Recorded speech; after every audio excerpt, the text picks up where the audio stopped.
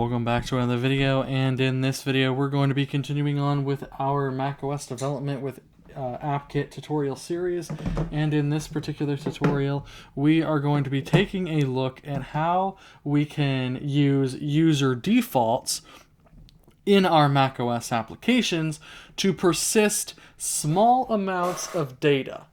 Now, what is user defaults? Well, user defaults is an API or framework in iOS and macOS development that allows us to store small little bits and pieces of data that shouldn't be treated as persistent storage, right? As permanent storage, rather.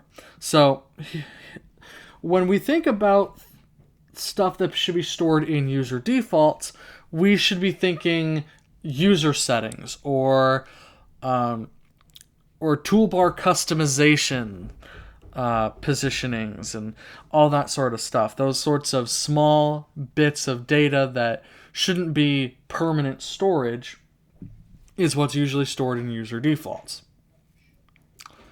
So with that being said, how exactly then do we use user defaults? Well, there are two things that we need to note about user defaults, and that is when we store and retrieve data from user defaults, it will use a key. Now, this key is going to be a string. This has to be unique, so what I would recommend is use your bundle identifier and then something else added onto it to ensure its uniqueness, because your bundle ID has to be unique on its own anyway. So I would recommend doing that. And then when you retrieve a value from user defaults, you might think, okay, well, this might be optional, right? Not really. And that's because when you're dealing with things like integers or doubles or strings or booleans even, user defaults will give you a default value if it can't find any value with the given key in the user defaults database dictionary that it keeps.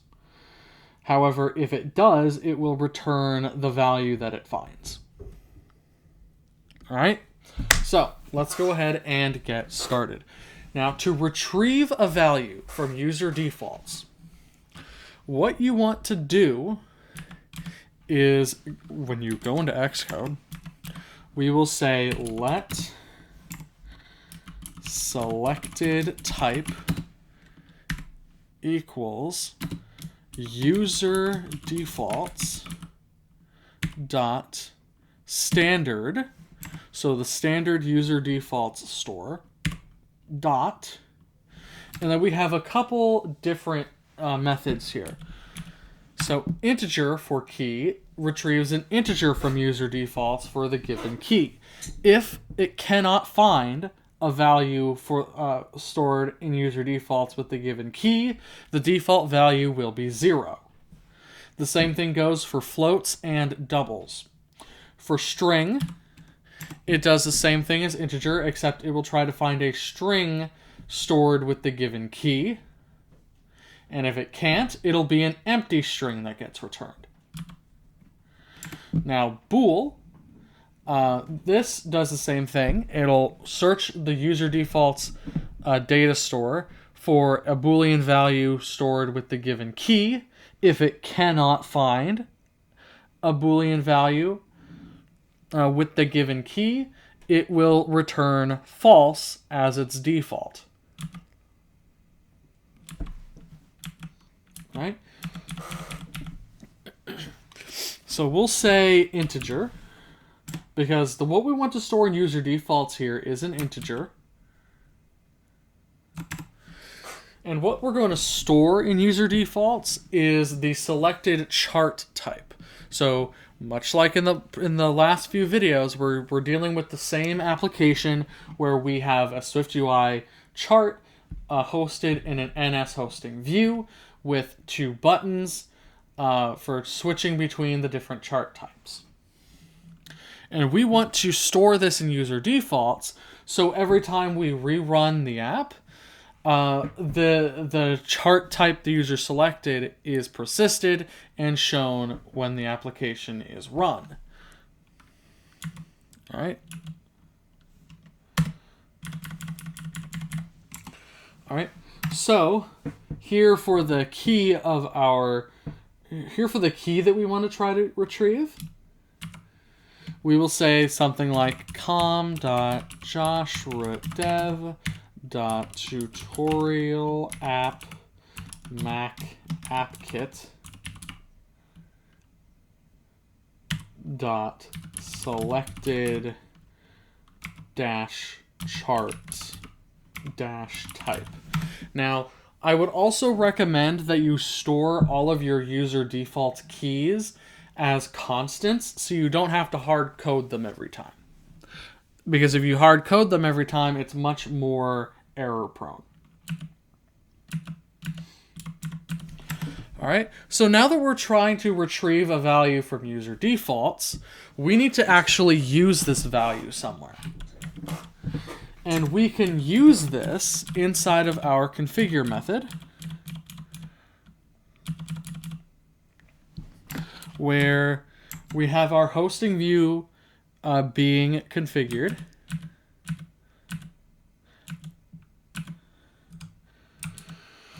And then when we pass it a chart type, we should pass it selected type. So now it'll always use the value in user defaults as its default value when the view loads.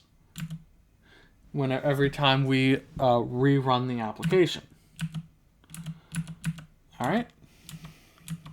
Now, how do we set a value in user defaults? Well, before we do that, I'm gonna go ahead and copy my key. Let's select the type. Well, I'm going to change this to a var just so we don't run into any potential problems. So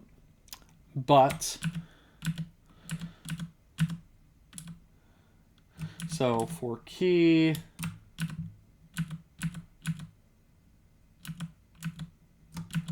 and we're going to copy that. There we go. Okay. Now, down below in our buttons action method,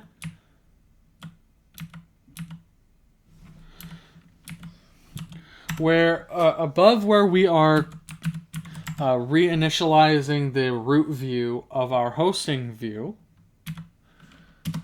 we will say user defaults dot standard, so the standard user defaults store dot set value for key, and this will be selected type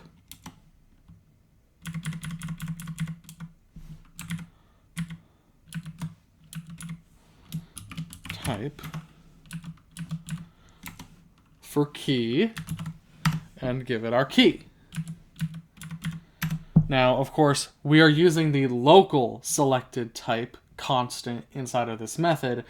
If we wanted to use selected type as in the one at the like directly within the view controller and not within this method, we'd have to use self.selected type, but we don't want to do that.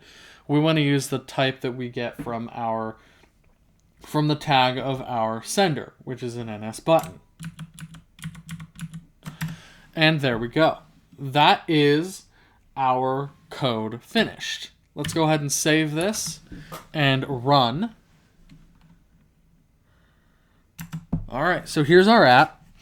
Now, upon starting our application, we can go ahead and say select bar chart.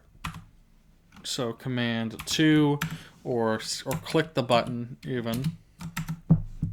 Now, when we close the app and rerun it, we see the bar chart by default instead of the line chart. If we change it back to the line chart and we close the application and we rerun it, now it starts with the line chart instead of the bar chart. All right, so that is how we use user defaults for macOS applications. Now, one thing I do want to bring up before I end this video is that unlike with iOS and iPadOS and visionOS,